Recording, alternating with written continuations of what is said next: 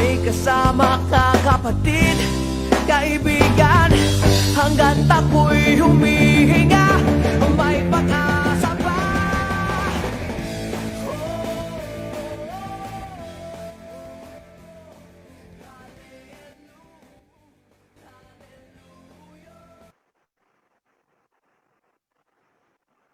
Okay! Welcome sa ating EFI Jeepney Station. Good day, world! Magandang araw, Pilipinas! Ito po yung kaibigan, ang vlogcaster ng bayan, Romualdo Constantino San Pascual. Kasama po natin, Mr. Ed, ating News Director, Adrian De Los Reyes, sa ating po naman Technical Assistant, Avi Garcia San Pascual. At magandang araw po sa ating EFI Jeepney Station Chairman, Sir Elmer Francisco. Ay, bibiyahe na tayo. Diyan kayo. Dito kami. Palabas na po kami. At kasama po natin ang ating po namang tuwing araw ng Biyernes ay makakasama si kasamang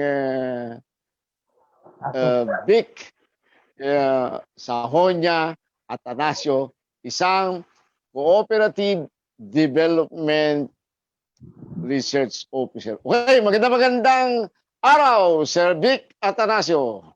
Magandang araw, Karomel.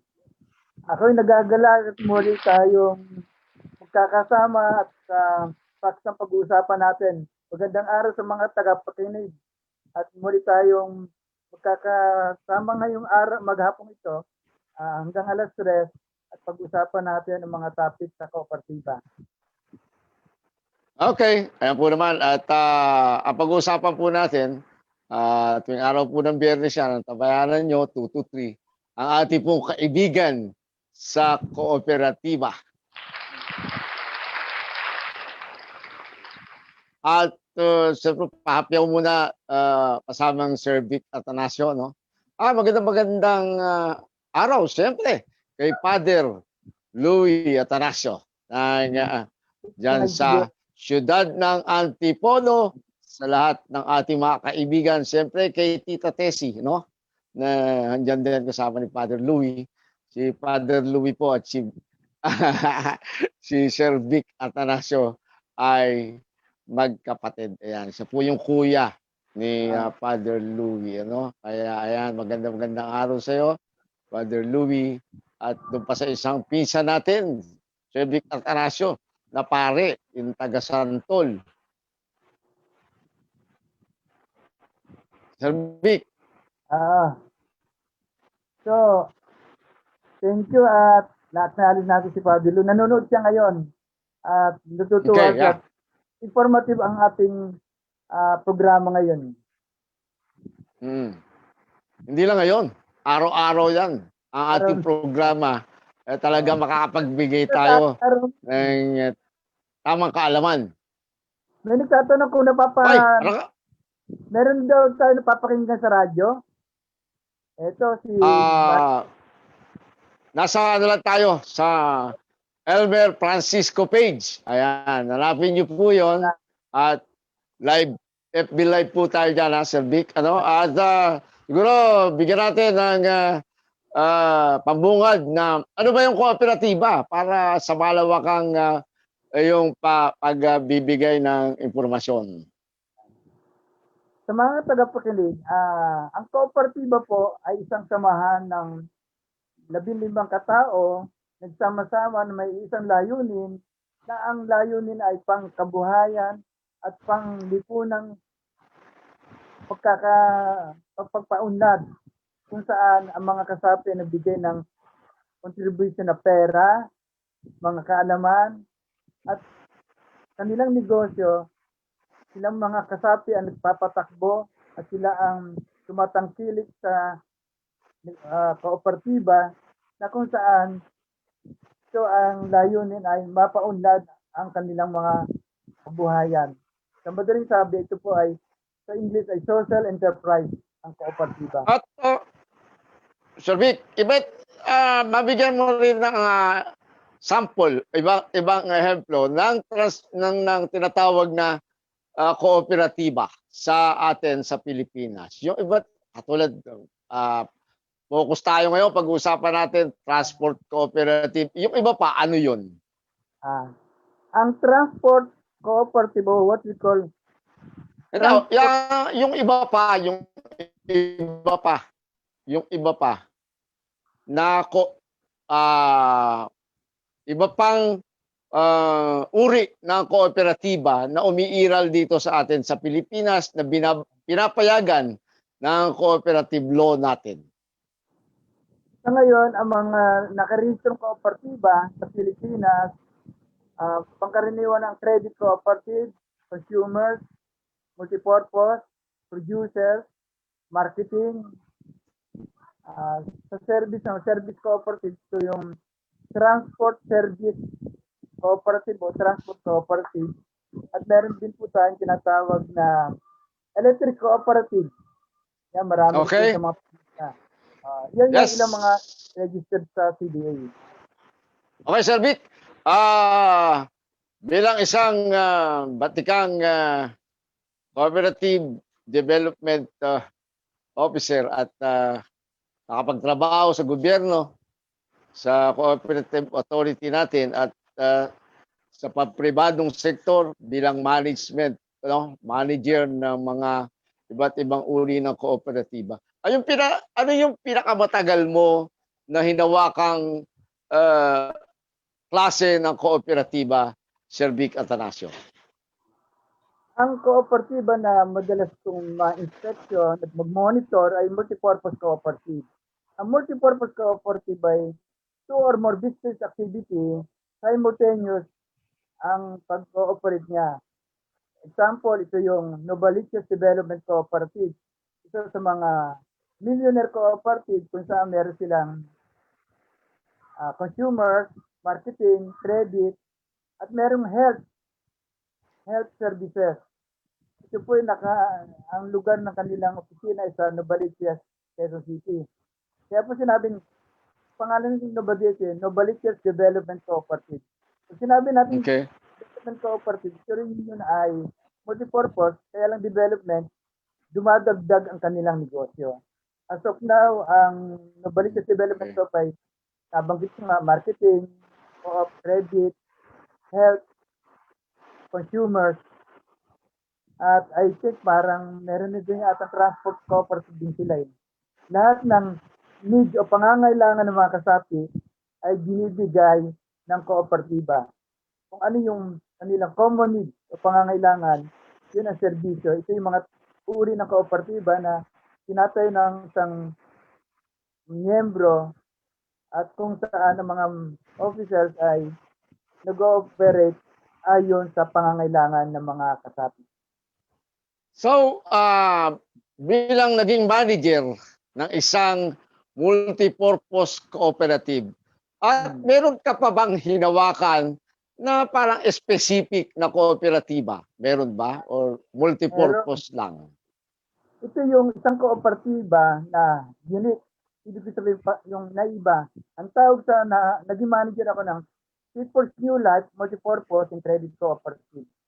Ang mga miyembro nila ay mga retired employees ng BMED, San Miguel Food Corporation. Kung saan ang kanilang negosyo ay tracking o hauling services. Sila ang nagpo-provide ng mga hauling services sa mga private entity at meron silang sariling truck o dump truck at yun ay hauling services. Merong income. Ang kanilang common bond of membership ay occupational. Lahat ng mga miyembro nito ay may-ari ng hauling services. So, bali, Sir Vic, ang sinasabing multipurpose cooperative ay pumasok pero ang pinaka-main na serbisyo niya ay transport. Transport, Tapos yung multipurpose, meron silang credit. Kaya dalawa eh. Trust Kaya naging credit. mm, Ganon. Kaya ang kalakaran sa ating Pilipinas, ang nagtatayo ng kooperatiba, nagsisimula sa single credit, eventually magiging multipurpose yun. Mag-aamyenda sila.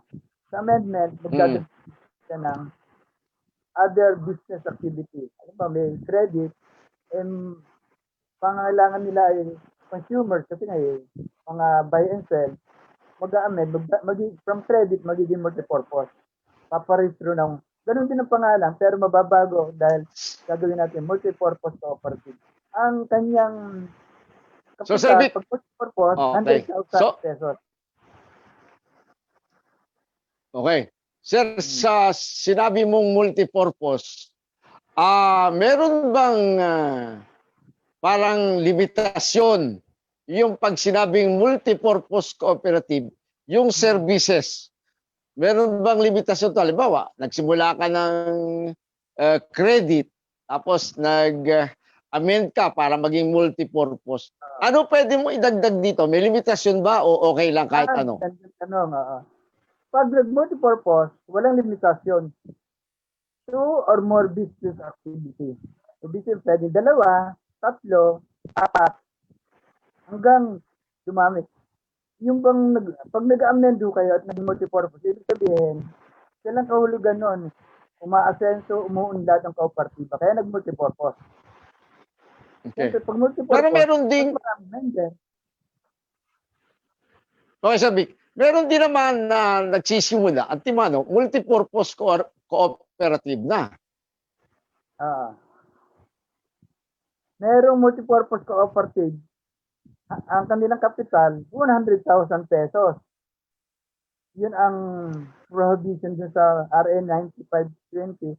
At merong prohibition din doon, provision na pag multipurpose kayo, dapat may simultaneous business activity.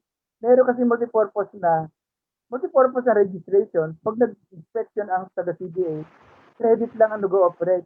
Violation yon. Hindi pwedeng multipurpose ang registration CDA. Pero ang kanilang negosyo ay credit lang. Pa-findings yun.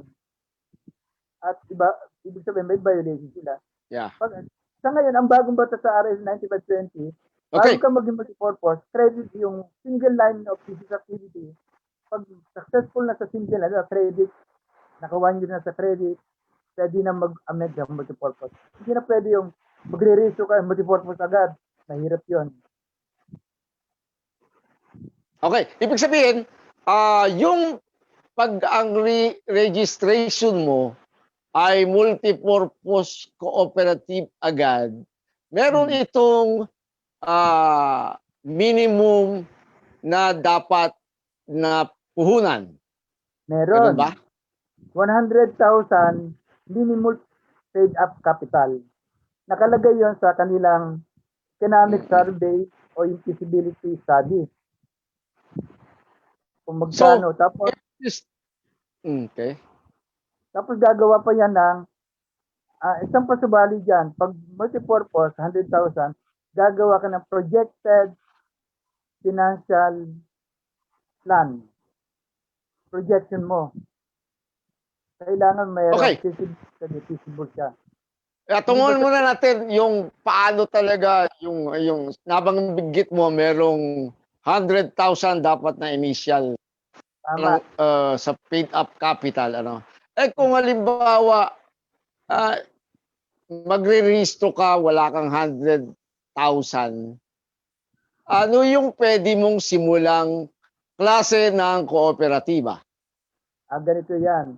Pag bago pa lang at walang 100,000, i-encourage na single line of business activity. So, karaniwan, credit co-op. Madali pong i-ratio ang credit dahil ang credit cooperative ay share capital na 15,000, 15 katao. Kahit sa bahay lamang ang operation, credit. Ibig sabihin credit, ang kanilang business activity ay lending and savings. Madaling patakbuhin lang yan. Pero ka lang isang cashier, isang manager, tapos yung loan policy o lending policy, tatakbo na. Pag naka 1 year na at naging matagumpay, ba umabot na ang kanilang capital kalahating milyon o 1 million, that's the time na pwede na silang mag-multipurpose cooperative. So, Okay. business activity from credit magiging multipurpose pag 1 year or more. 1 year or more. So, Sir Vic, nailatag na natin yung klase ng cooperative. Yung iba't iba at ang multipurpose kailangan ng tao na dapat ay pwede kang magsimula multipurpose agad kung meron ka at least 100,000, no? So, tunguhan natin ang specific na ngayon ay masasabi nating maraming humihiling na pag-usapan natin kaya tayo itong transport cooperative, Sir Vic Atanasio. Paano to i-organize? Same ba din ito sa lahat ng klase ng kooperatiba na hindi multipurpose? Ayan, pareho din. Meron ng pagkakaiba. Pag sinabi mo transport service cooperative o transport cooperative, ito ay isang kooperatiba na kung saan ang transport service ay nakalaan sa dalawang klaseng transport, land or water or sea. Ibig sabihin, meron tayong transport cooperative for land, vehicles. At meron for water or sea, mga vessel o yung mga barko, yung mga bangka. Okay. Yan ang po yung dalawang klase sa service cooperative. Pag sinabi naman natin service cooperative ng transport, merong mga prerequisite. Number 1, makipag-ugnayan tayo sa Office of Transport Cooperative under siya ng Department of Transportation o DOTR at may makipag-ugnayan din sa LTFRB para sa prangkisa. At bago mabigay ang registration ng CDA sa Transport Service Cooperative, kukuha muna siya ng pre-registration seminar at pinaka-importante yung CETOS. CETOS meaning Cooperative Education for Transport Operation Seminar. Yan yung mga transport cooperative. Tapos, Sir Vic, natin itong mga requirements. So, Sir Vic, kumbaga, kung transport cooperative, talagang merong prerequisite. Katulad halimbawa, sa mga membro, at least ba dapat nagmamay-ari ka ng isang sasakyang pampasahero? Halimbawa sabihin natin, Jeepney Drivers Cooperative, Jeepney Operators and Drivers Cooperative, Inc. Pwedeng ilang numero ang pwedeng mag-start nito? Ganito, ang prerequisite ay kapag magtatay ng transport service cooperative, number 1, meron kang 5 sasakyan sa jeepney, 5 units at 15 katao, pero ang membership ay kukulangan sa driver, operator, or operator. At ang sasakyan ay 5 at ang may-ari ng sasakyan o unit ay ang operator. Sila yung operator, ito yung mga board of directors, operator siya yung may-ari ng unit o sasakyan. Ang LTFRB ay magbibigay lamang ng prangkisa o yung tinatawag natin Certificate of Public Convenience sa owner ng sasakyan. Tandaan natin, pag sinabing transport cooperative, wala pa silang sasakyan. Ang may-ari ng unit o vehicle o jeepney ay ang mga driver, operator at minsan driver. Yan ang mga composition of members. So madaling sabi, kailangan may 30,000 minimum paid up capital, occupational, driver sila, driver operator or operator, at may 5 unit ng sasakyan. At number 1, yung sasakyan ay may prangkisa na. Tapos yung prangkisang yon ay sa transfer sa cooperative, parang bibilin ng, mag-i-issue ng LTFRB ng bagong prangkisa in the name of the transport service cooperative. Yan ang mga requirements para magbuo ng isang transport cooperative. So, Sir Vic, yung katanungan kasi, ito ay galing sa atin, siguro nakapakinig na, viewers and listeners natin. Na halimbawa, ayon sa dinidiscuss mo, parang pag ikaw ay driver, wala kang sasakyan, hindi ka pwedeng maging, halimbawa, direktor. Pwede kang maging kasali. Pwede member, kasapi. Pero may representative naman ang operator, driver operator, merong isa o dalawang representative ang driver. Pero ang nangyayari dito, driver operator ang nagiging board of directors, tapos kukuha na lang ng dalawang driver to represent the driver.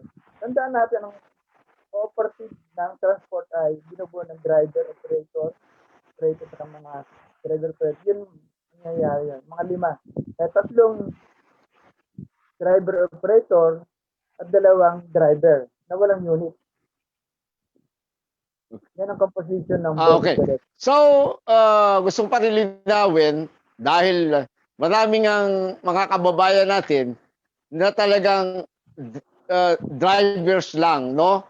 Na walang sariling sasakyan. Pero ayon nga doon sa pagkakaroon ng mga kooperatiba, parang nalagay sa kanilang kaisipan na sila ay bubuo ang mga drivers na ito, magsasama-sama, para makakuha din sila ng sasakyan. To start with, dahil parang ganon ang magiging takbo para sa pagbibigay. Halimbawa, pwedeng maka-avail ng mga loans para dun sa mga modernized jeepney.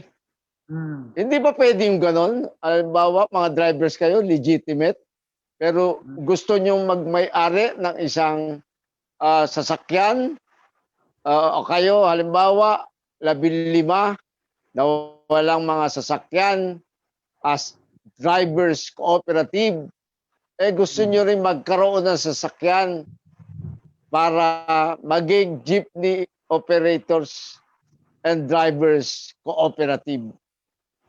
Ganun ba yun? Programa. Or pwedeng mag-start ka kahit, alam mo ba, 15 puro kayo drivers.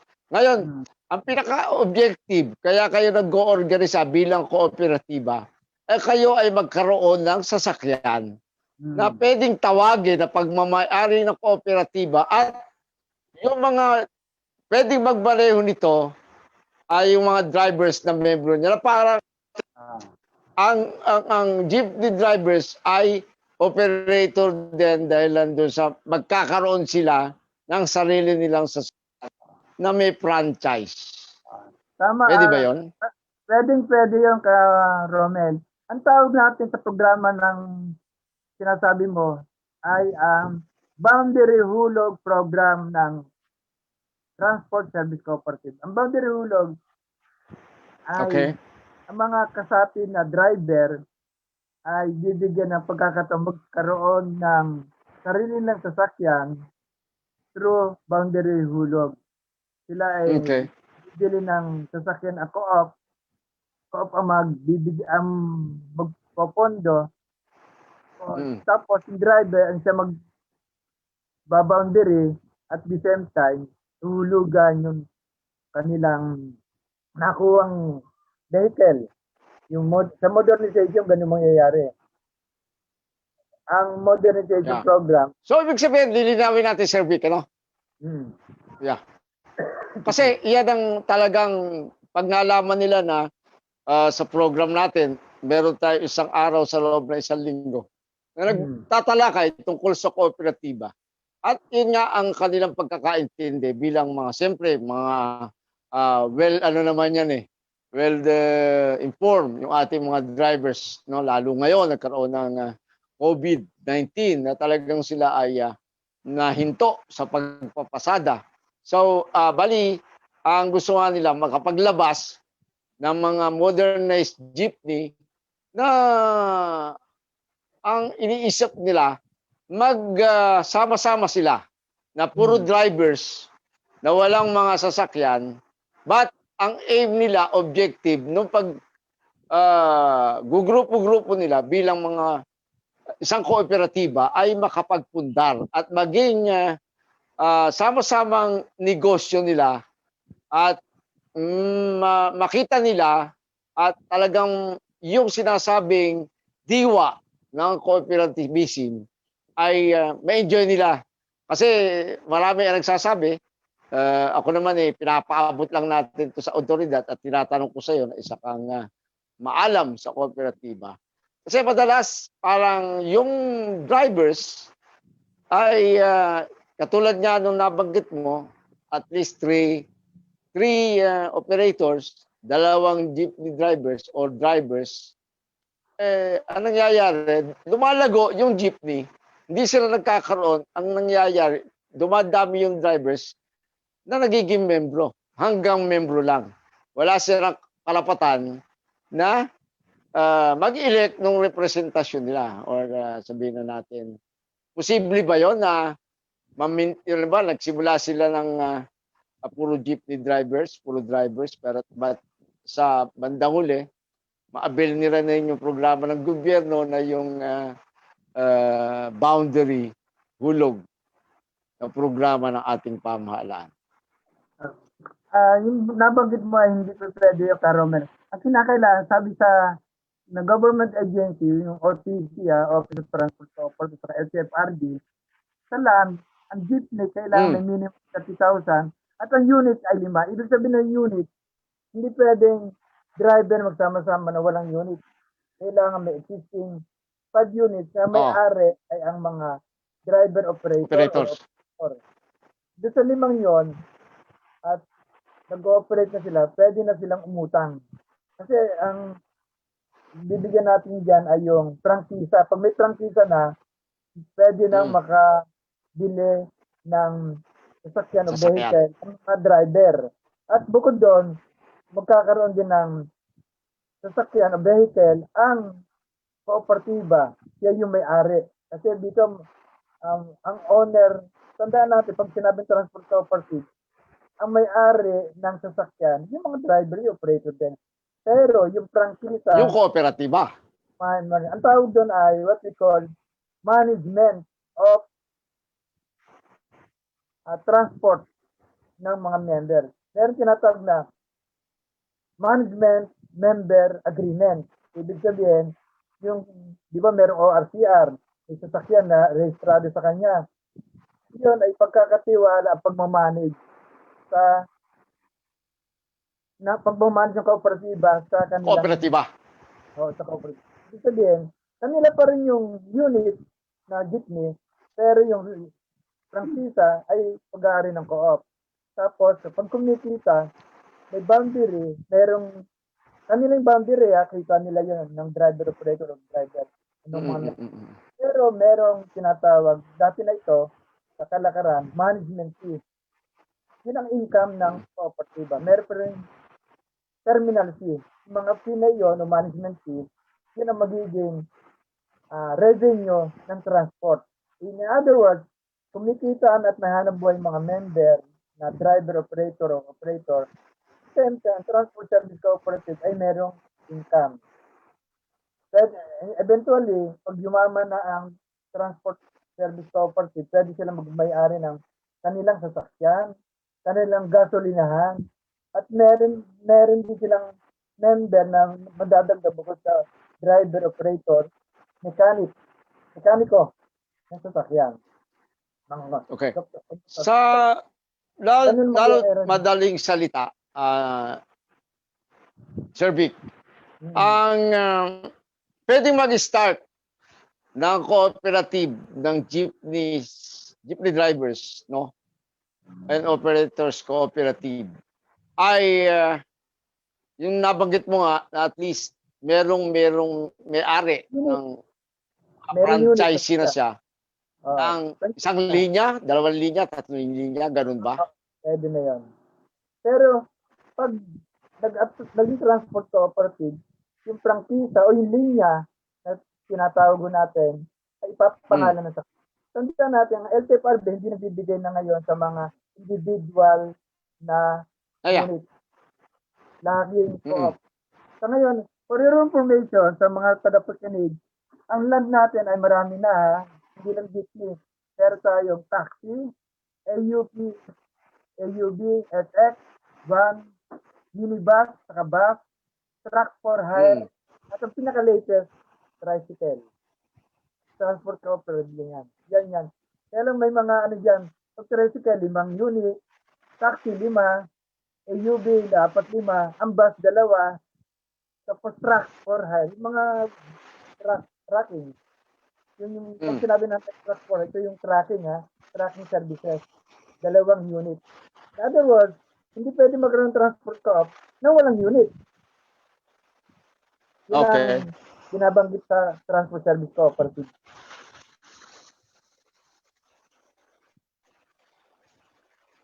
So, bali, Sir Vic, ang pwedeng pagsimulan ng isang kooperatiba para sila ay maka-avail ng programa ng pamahalaan tungkol dito sa mga regarding cooperative sa transport na pwedeng makapag boundary hulog, na eskema, pamamaraan para makapag-may-ari sila ang isang kooperatiba ng mga units ng sasakyan, jeepney man yan, AUVs yan, o ano pa bang mga transport services, no? Na pwedeng applyan ng cooperative.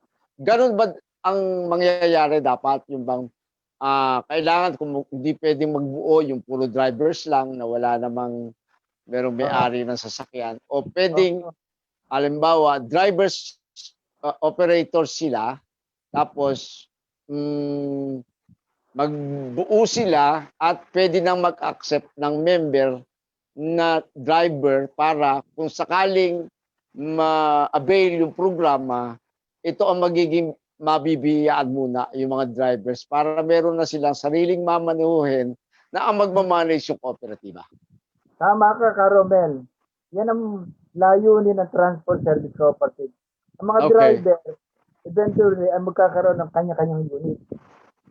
Tapos, sa programa ng modernization, kung 20 ang inyong member, 20 din dapat ang unit. Eventually, ganon. At ang sinasabi sa na ang transport service cooperative ay binibigyan ng kaginhawaan mga drivers. For your information din, 2 klase ang ating pwedeng maging membro Kung merong yung occupational, lahat sila ay driver, operator, o driver. At nga yung kasama din, mekaniko sa mga konduktor. At ang pangalawa, kung meron na silang asosasyon, samahan ng mga sasakyan, sinasabi natin TODA, Driver Operator Association, pwede silang mag-apply. May existing Driver Operator Association ng bus o taxi, pwede mag-apply sa kooperatiba. Sa CDA, pwede magbuo ng kooperatiba at sa CDA, mag-register doon. Pangalawa naman, sama-sama ay puro driver operator. Either of the two. So, ang maganda rito na nakikita ko na sa mga tagapakinig natin, yun yung mag-start sila na meron talagang yung units na or mga operators na meron ng unit na na talagang bumibiyahe na at ito ay legal franchise. Ang nakita kong maganda doon na membro ka, hindi ka man kung driver ikaw ay driver, walang sasakyan. Doon sa pwedeng mangyari na maging biyaya ng drivers, no? Ay doon sa pwedeng sila yung maging unang beneficiary nung malolong o yung tinatawag na boundary hulog na i-avail ng kooperatiba sa pamahalaan o kung sino mang lending institution na ganun ang eskema ng kanilang pagbibigay ng luag or pautang para ang ating mga jeepney drivers na walang sasakyan ay magkaroon ng sariling minamaneho sa pamamagitan ng kooperatiba at ito ay malinaw ay i-manage ng nung kooperatiba. For your information, Romel, dagdag ko lang. Yes. Meron programang gobyerno, nabalitaan mo, phase out. I think, taong ito, 2020 ata, lahat ng mga jeepney na traditional jeepney, phase out na by year 2021, dapat ay modernization program ay implemented na. Ibig sabihin, ang jeep na lalabas, hindi na yung mga jeep na sinasakyan natin ngayon na traditional na harapan. Ngayon po ay ang problema lang daw, ang mamahal daw, milyon ang halaga ng isang jeep. Totoo po yun. Pero, kapag kayo po may kooperatiba, ang balita ko ay bibigyan ng financial aid o subsidy. May subsidy, di ba? May subsidy ang gobyerno plus loan. Pautangan, magbabayad. Ang papautangin, pero yung mga miyembro magbabayad ng kanilang boundary hulog sa kooperatiba. Ang kooperatiba ay magbabayad sa bangko. Ang mga bangkong nag-participate, alam ko ay GDC, ewan ko yung land bank, pero primary yung Development Bank of the Philippines, may programa dyan. Eventually siguro land bank. Kaya bibigay ng subsidy o loan sa mga transport. Kaya yung sinasabing nababalitan natin na ang mamahal daw yung tumututol, hindi po kasi sila kooperatiba. Pero pag sila nagtayo ng kooperatiba, yung kanilang agam-agam na baka hindi kami makakaabit. In other words, year 2021, ang ating sasakyan ay modernization program. At modernize na lahat, palagay ko. Baka Egypt pa, ang ganon. Meron Kaya, nang lumalabas ngayon. Napakaganda yan na naiintindihan ng ating mga tagapakinig, lalo-lalo na yung mga drivers at operators ng mga traditional na jeepney na papalitan ng modernized. Hindi, para sa akin, hindi naman phase out. Siguro, maaring ilagyan ng ibang ruta. Pero ito yung magiging sukatan ng isang ng lending institution o yung para ka makapasok sa isang programa ay dapat ay sa ngayon ay meron kang pagmamay-ari isa o dalawang jeepneys na traditional, yung kumbaga may mga praktisa na noon pa na dahil ang modernization ay para maging maganda at yung kumbaga maayos at kikita talaga sila doon sa pagbibigay ng mga bagong jeepneys na ito para doon sa mga operators. Ganun ba, Sir Vic, ang schema nung in-encourage ng gobyerno na magtayo ng kooperatiba para yung agam-agam nila na hindi sila makakasunod sa modernization. Mali po yun. Pag naging kooperatiba, lahat ng SODA o asosasyon mga jeepney, mga driver operator, matutupad ang pangarap na bawat isang driver ay magkakaroon ng kamay-ari ng co-op at the same time ng kanya-kanya. Magkaroon ng isang unit na sasarilihin niyang imaneho. But ang management dito, siyempre, nandun sa kooperatiba para, kumbaga, magampanan yung tungkulin sa tamang pagbabayad at pamamaraan ng pagbabayad.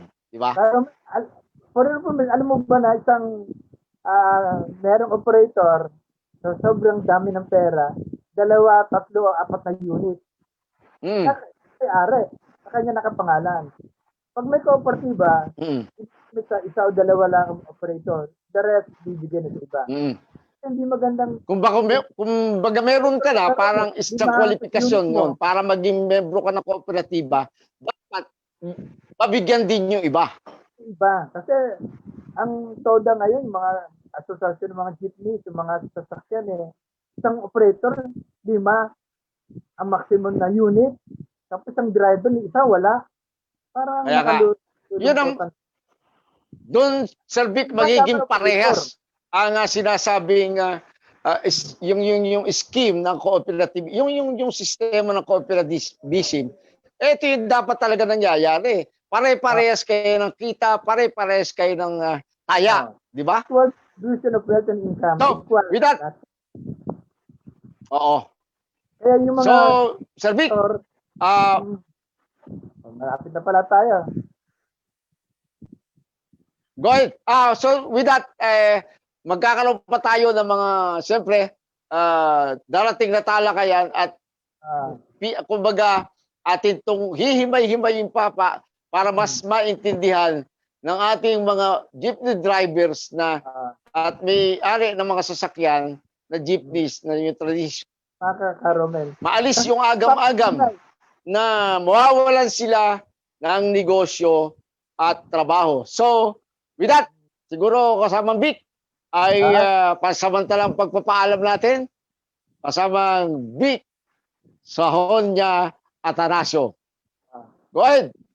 Kasamang Romel, maraming salamat sa pagkakataong ito. Magkikita muli tayo sa Friday, every Friday sa programang ito. Ako po ay nananawagan sa mga taga-presenting na pag interesado, wag mo kayo mag-worry na ang transport co-op ay mababaliwala. Bibigyan mo kayo ng pagkakataon para masenso. Sabi nga, equal opportunities, equal distribution of wealth and income sa mga kasapi ng kooperatiba. Maraming salamat po. Binabati ko nga po pala ang kapatid ko na nag-appreciate sa ating programa. Very informative daw ito. Si Father Louis Atanasio. Ganun din ang aking mahal na ina si Nanay Tessie. Nasa kanyang parokya ngayon. Ganun din misis ko, si Sally, si JC, panganay ko, at si RD na mga anak ko na nakikinig sa ating programa. Ganun din sa mga kaibigan ko kasi pinalagaan po na itong mga kamag-anak natin sa Santa Ana, San Mateo, Carmel ay binigyan ko. Alam na nila. Yes, oo. At nawa ay Okay. ating programa ay magtuloy-tuloy pa dito kasama ka kaibigan CFI Jeepney Station. Maraming salamat at mabuhay po tayong lahat ng mga Pilipino. Thank you very much. Maraming salamat.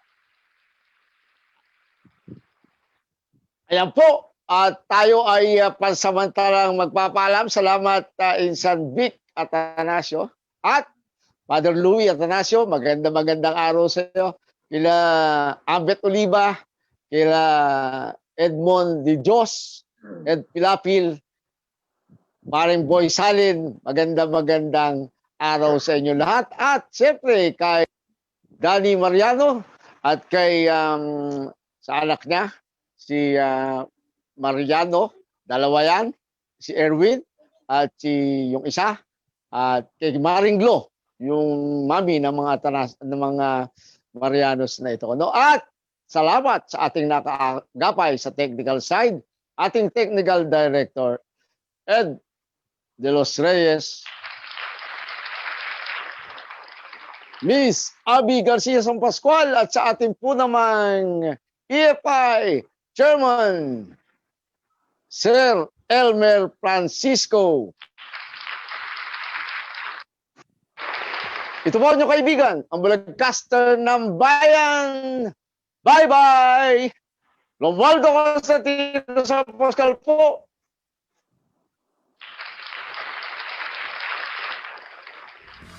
May kasama ka kapatid, kaibigan, hanggat ako'y humihinga.